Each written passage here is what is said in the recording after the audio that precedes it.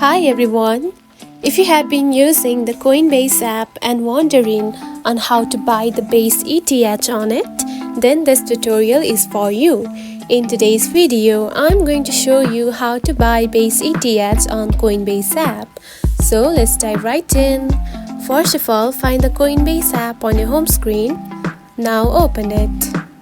After opening the app, you will see something like this on your home page.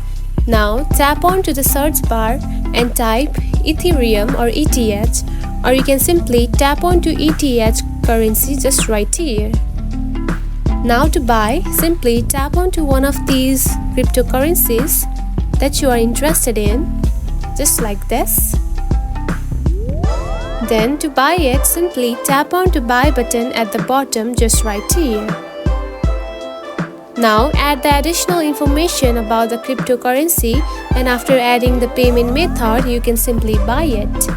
And that's it. This is how you can buy Base ETH on Coinbase app. If you found this video helpful, don't forget to like and subscribe for more tips. Thanks for watching.